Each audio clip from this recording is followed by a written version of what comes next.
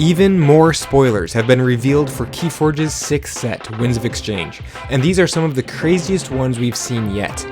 The spoiled cards look exceptionally strong and fun to play with, and after I saw them for the first time myself, I was more hyped for the set than I've felt in a while, and I'm sure you guys will feel the same way.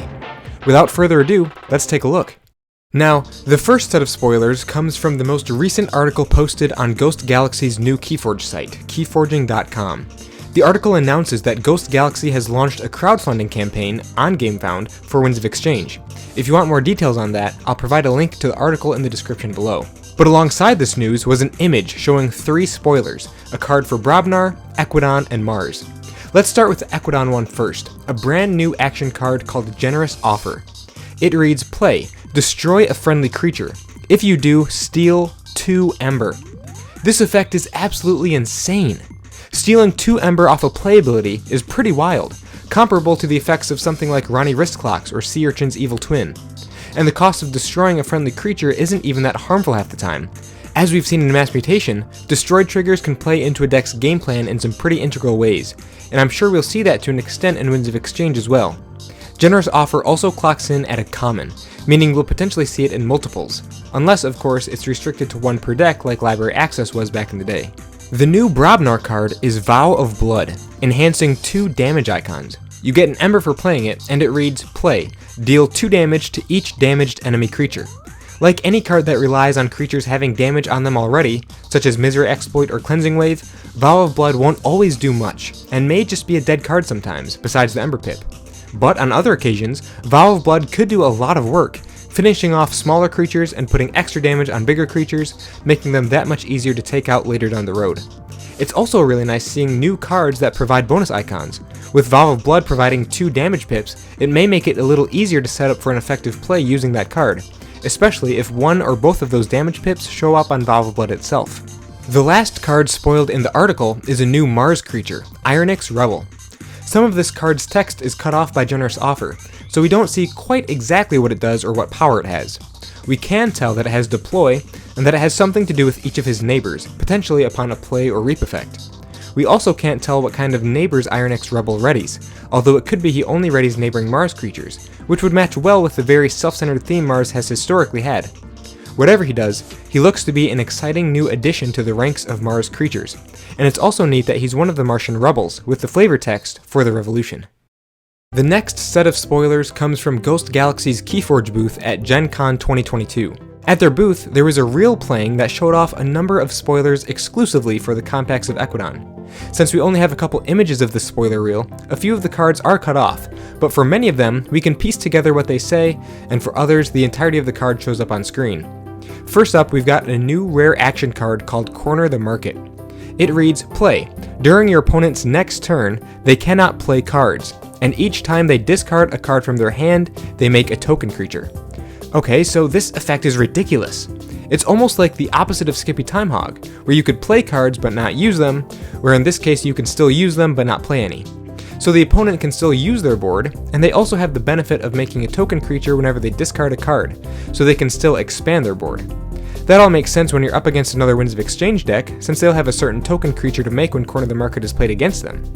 But what about when Corner the Market is played against a non-Winds of Exchange deck? Well, apparently, pre-Winds of Exchange decks will have a generic token creature they can create if they're ever instructed to, or given the opportunity to do so. We don't know what this one generic token creature is yet, but it'll at least help prevent those decks from being totally helpless against cards like Corner the Market. Even so, this card is still going to be immensely disruptive to any deck, whether it belongs to Winds of Exchange or not, and I could see this level of disruption being a real game changer in many scenarios. This next spoiler is the one I refer to as being almost the new bait and switch, a card so powerful and meta-defining that it required an errata.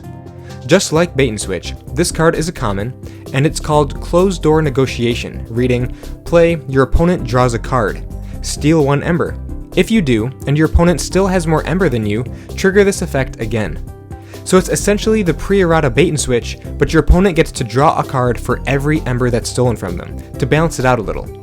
Obviously, in a lot of cases, this will give them a pretty large follow-up turn to answer all the stealing you just did, but either way, that's still some insane Ember control. Closed Door Negotiation does have an Ember pip, meaning you will put yourself at more Ember before the effect goes off, and I think that helps balance the card even a little bit more. in addition to giving it some value if you have more Ember than the opponent to start with. Next up is a brand new Ecodon token creature, Scout. It reads, Destroyed, draw a card. This plays into those destroyed effects I mentioned when talking about Generous Offer, providing a beneficial effect that almost negates what's meant to be the drawback of cards like that. Scout is simple and provides some of that efficiency that'll be missing while Logos is rotated out for the set. It also happens to share the same name as another card, Scout, the Untamed action card from Mass Mutation. Hopefully that doesn't result in too much confusion. Next up is the one that I'm probably the most excited for, a rare artifact called Cursed Relic. It enhances 6 bonus Ember icons, and reads, You cannot play Cursed Relic or choose to discard it from your hand. First off, we've never seen a card that enhances your deck with anywhere near this much bonus Ember. Even in Mass Mutation, there were only 4 cards that added extra Ember, and they only ever added 2 at a time. Cursed Relic adds 3 times that much, and for me it looks like fun because it presents a little puzzle on how to get it out of your hand if you're not allowed to play or discard it. Ideally, you would want to make it into a token creature, or you would want to have something in your deck that could archive it for you, or purge it. Otherwise, it's just a permanent chain, an interesting cost for so much extra Ember in your deck. Another new artifact is that of Embit Rage, reading, Your keys cost +1 Ember. During your draw card step, refill your hand to 1 additional card. Getting a permanent extra card draw for the drawback of keys costing +1 is a pretty solid effect. The Howling Pit from Logos was a symmetrical effect in terms of extra draw, whereas this one applies only to you, balanced by that key tax. And since it's an artifact, it'll be a whole lot more difficult to deal with compared to something like Daughter or Mother. This next card is a little blurrier than the others, but appears to be an uncommon called Outnegotiate. It reads something along the lines of, Play, choose a card in your opponent's discard pile. Steal Ember equal to the number of Ember bonus icons on it, and put that card on the bottom of its owner's deck. This is yet another bonkers effect. As if it wasn't painful enough to have Infernus make you lose Ember from a card in your discard pile, now here's an action card that steals it from you. However, where Infernus purged that card, Outnegotiate puts it on the bottom of its owner's deck, meaning they still have access to it and will probably get to play it again later on. In most cases, you'll probably only get to steal 1 Ember, but against Mass Mutation or an old school Coda Rush deck, you may get to steal a whole lot more than that.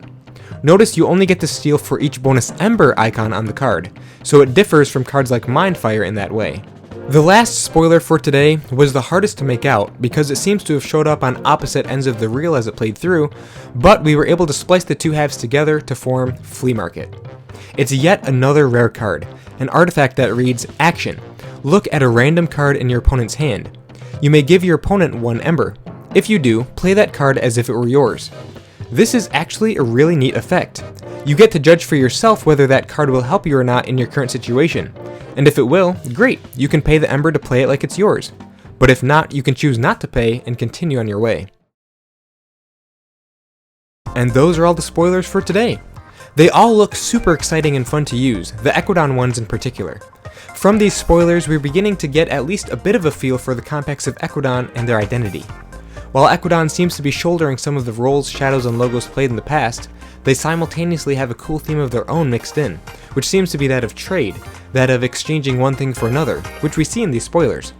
Let me know in the comments which of these spoilers is your favorite, and which ones have you the most hyped for Winds of Exchange. Thank you all so much for watching, and I can't wait to see you all again in the next one. See you later.